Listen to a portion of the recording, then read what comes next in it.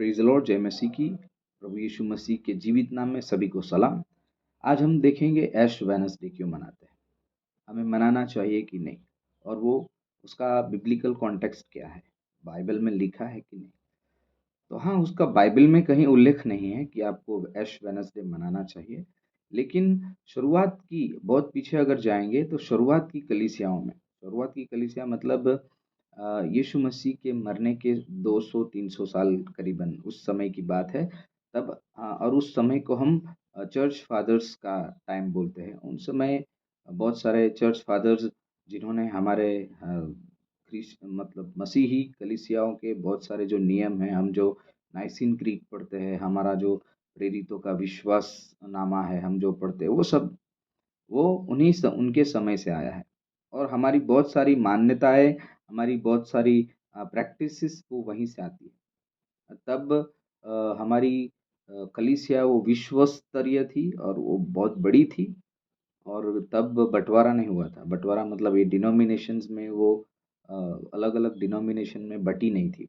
और उस समय तब से वो लोग पौलुस ने जो सिखाया है, सेंट पौलुस ने, अपोस्तल पौलुस ने जो सिखाया है कि भाई आप मिलने के बहाने ढूँढो और मिलना टालो नहीं, लेकिन जब हो सके तब मिलो और प्रभु का भजन करो, और हमेशा किसी न किसी बहाने से संगति करते रहो। और उस बात पे वो लोग डटे रहे, उस बात से वो लोग बहाने ढूँढते रहे। और वो 40 दिनों के उपवास के बारे में अगर हम देखें तो शुरुआत का जो पहला दिन है उसको ऐश वेडनेसडे क्यों किया? पहले तो 40 दिन यीशु मसीह ने जो रेगिस्तान में, आई मीन जो विल्डरनेस में बिताया, और 40 रात दिन उन्होंने उपवास किया। उस बात को हम भी प्रैक्टिकली करना चाहते हैं, हम यीशु मसीह के उदाहरण को लेना चाहते हैं, वो सीखते हैं। और पहले ही दिन को हम ऐश वेडनेसडे क्यों कहते हैं? क्योंकि ऐश मतलब राख, राख का महत्व क्या है बाइबल में? तो हम अगर देखने जाएँ तो उत्पत्ति में ही अगर शुरुआत करें तो जेनेसिस चैप्टर 3:19 में लिखा है कि तू राख से, तू मिट्टी से लिया गया था, तो you will return back to the dust. उसका मतलब ये है कि हम राख से आए हैं और राख में मिल जाएँगे। उसका मतलब ये है कि हम अमर नहीं है, हम नाशवंत है, हम कभी भी मर सकते हैं।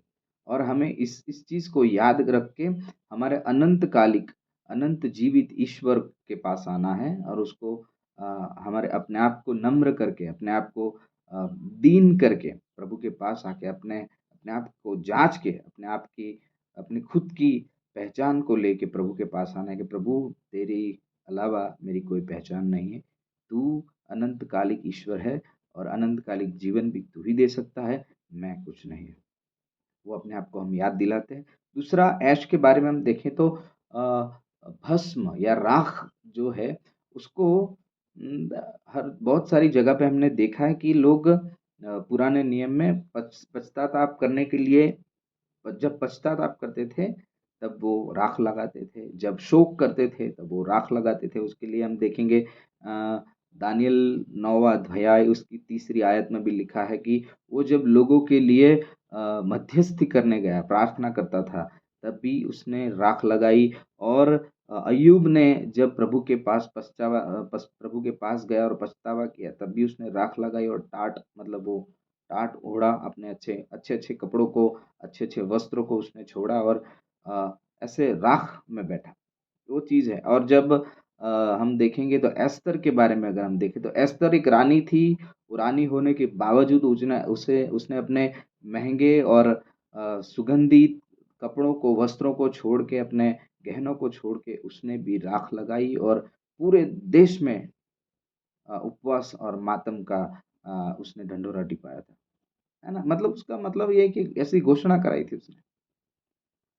हर जगह अगर हम देखें बहुत सारी जगह है, और योएल में भी लिखा है। अगर हम देखें तो मत्ती रचित सुसमाचार में 11 चैप्टर में 21 वर्स उसमें लिखा है, यीशु मसीह कहता है कि जब इस्राएली लोगों को यरूशलेम में, अपने ही लोगों को वो बोलता है कि आप लोगों को हाय हाय, आप लोगों को अफ़सोस हो, है ना? ऐसा बोलते हैं।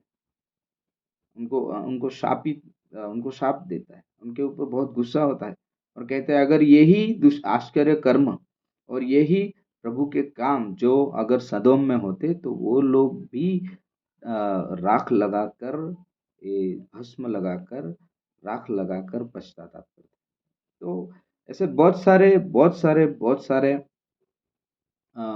बिब्लिकल रेफरेंसेस है जो राख के बारे में बताता है। जैसे कि राजा दाऊद अपने बच्चा अपना जब मरने वाला था, तब भी उसने खाना पीना छोड़ के राख में अपने आप को राख लगा के, राख में बैठ के उसने बहुत शोक मग्न हुआ था।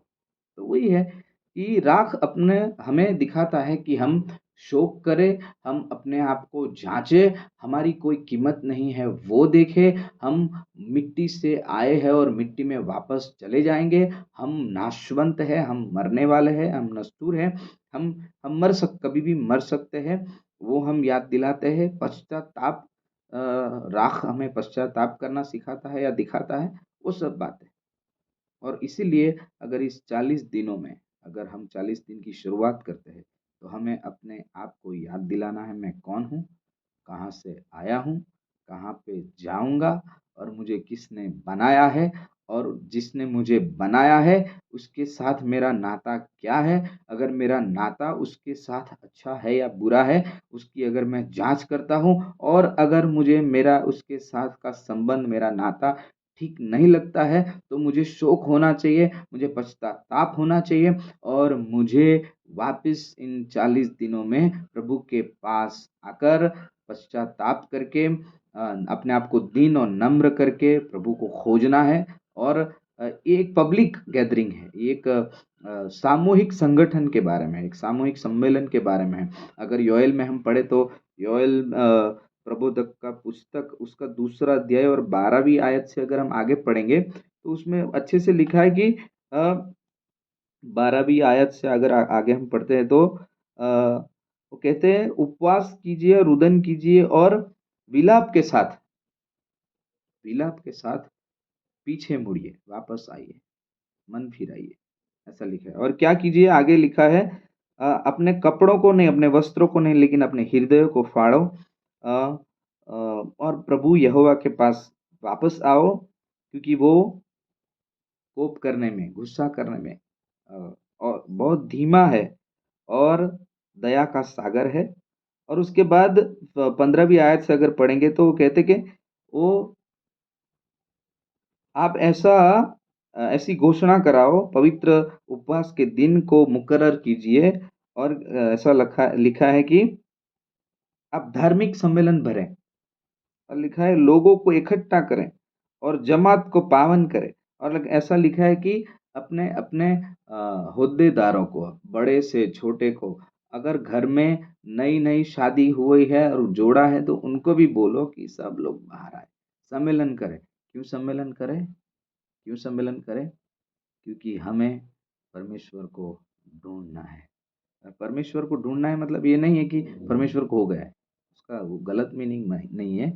लेकिन वो बात है कि हमें परमेश्वर, जो परमेश्वर ने हमारे साथ संबंध रखना चाहा है, उस संबंध में हम कहीं खो गए हैं, तो हमें उससे ढूंढना है। और उसको ऐसी ऐसी चीज़ें जो परमेश्वर के साथ, हमें हमें और परमेश्वर के बीच में जो आके खड़ी रहती है, उनको दूर करके अपने आप को जांच के वापस आना है इन 40 दिनों में। उसका मतलब ये है, ये ऐश वेडनेसडे, राख का बुधवार, हमें ये सिखाता है कि आए, हम प्रभु के पास आए, अपने आप की परख करें, अपने आप को जांचें, और फिर से प्रभु के साथ अपने संबंध के बारे में, प्रभु के साथ के हमारे रिश्ते के बारे में हम और भी गंभीर बने और उसके बारे में सोचें, है ना? कुछ लोग इन दिनों में उपवास में कोई अपनी बुरी आदत छोड़ते हैं, कोई व्यसन करना छोड़ता है, कोई गाली देना छोड़ता है, कोई गुस्सा करना छोड़ता है।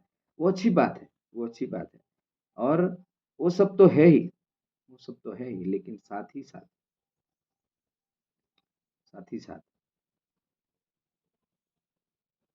हमें परमेश्वर को ढूँढना है।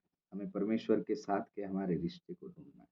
सिर्फ वो ही नहीं है, और ऐसा मानते हैं कि मैं अगर इस चीज़ को काबू कर लूँगा या नियंत्रण कर लूँगा या इस चीज़ को छोड़ दूँगा तो मैं ठीक हो जाऊँगा। हमारे अच्छे काम भी परमेश्वर के आगे मैले कपड़े के बराबर है।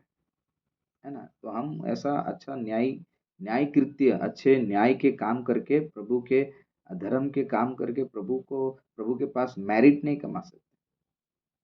लेकिन एक चीज़ है, एक बात है कि हम प्रभु को धन्यवाद दें, एक ग्रैटिट्यूड, है ना? एक आभारी हृदय के साथ प्रभु के पास आएँ, प्रभु का धन्यवाद करें और हमने जो-जो कुछ किया है, गलत है, उसके बारे में शोक करें और प्रभु को ढूँढें और इन 40 दिनों के दरमियान हम प्रभु के इतने करीब आएँ, इतने करीब आएँ, इतने करीब आएँ कि प्रभु और हम और हमारे प्रभु के बीच में जो भी गलतियाँ हैं, जो भी अंतर है, जो भी डिस्टेंस है, हम उसे मिटाएँ और हम आशीषित हो जाएँ। हालेलुया!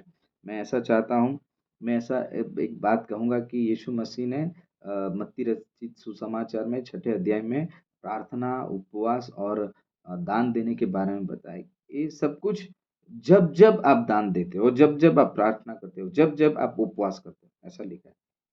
अगर करते हो ऐसा नहीं लिखा है, जब-जब करते हो। गुजराती में જ્યારે ऐसा लिखा है, मतलब जब-जब, जब भी करते हो। इसका मतलब रेगुलर दिखाता है, हमें रेगुलर करना है और सिर्फ पब्लिक गैदरिंग है उसका मतलब पब्लिक को दिखाने के लिए नहीं करना है, पब्लिक गैदरिंग है लेकिन हमें उसे पर्सनल ईश्वर के साथ करना है। हमारा पर्सनल रिश्ता, पब्लिक का ईश्वर के साथ रिश्ता है वो नहीं। वो कलीसिया के साथ का हमारा रिश्ता है, लेकिन हमारा पर्सनल भी, हमारा अंगत व्यक्तिगत रिश्ता भी परमेश्वर के साथ होना चाहिए, है ना? अगर मैं उपवास करूँ तो मुझे परमेश्वर देखे, अगर मैं दान दूँ तो मुझे परमेश्वर देखे, अगर मैं प्रार्थना करता हूँ तो मुझे परमेश्वर सुने। अगर ऐसी चीज़ जो मैं देता हूँ, जिसकी मुझे कोई कीमत नहीं, तो उसको परमेश्वर की भी कोई कीमत नहीं। मैं ₹10, ₹5, ₹20, ₹50 ऐसी कुछ चीज़ जो मैं छोड़ता हूँ या देता हूँ, जिसकी मुझे भी कोई कीमत नहीं है, मेरी नज़रों में उसका कोई मूल्य नहीं, तो प्रभु की भी नज़रों में उसका कोई मूल्य नहीं। आए, हम ऐसी मूल्यवान चीज़ें इन 40 दिनों में लाएँ प्रभु के पास और इन 40 दिनों में हम प्रभु के और नज़दीक आएँ। आए हम यीशु मसीह के उन 40 दिनों को याद करें। आए हम अपने आप को याद करें। हम कौन हैं? कहाँ से आए हैं? और इन 40 दिनों के दरमियान आज से ऐश वेडनेसडे मतलब राख का बुधवार, भस्म बुधवार से हम शुरुआत करें। मैं आशीष रखता हूँ इस छोटे से वचन के माध्यम से आपको बहुत कुछ हम बहुत कुछ सीखे हैं और हम आगे बहुत कुछ देखेंगे। हमारे साथ जुड़े रहें और प्रभु के साथ जुड़े रहें। आए हम प्रार्थना करें। प्रभु हम आपका धन्यवाद देते, स्तुति करते। आपके वचन के अनुसार पिता परमेश्वर आज से हम शुरुआत करते हैं, उपवास करना चाहते हैं, आपके साथ जुड़ना चाहते हैं। ऐसी बहुत सारी चीज़ें हैं जिसको हम छोड़ के उस चीज़ों का उपवास करना चाहते हैं।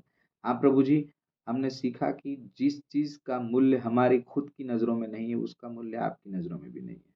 हम ऐसी चीज़ प्रभु को देते हैं जिसकी हमारी नज़रों में भी कोई मूल्य नहीं है, तो प्रभु की नज़रों में भी उसका कोई मूल्य नहीं है। प्रभु आज से हम आपके साथ के रिश्ते में बहुत मूल्यवान पिता परमेश्वर बातों को तय करे, ऐसी हम प्रार्थना करते हैं। हमारे पापों को क्षमा कीजिए, यीशु मसीह के नाम से मांगते हैं। आमीन। हालेलुया।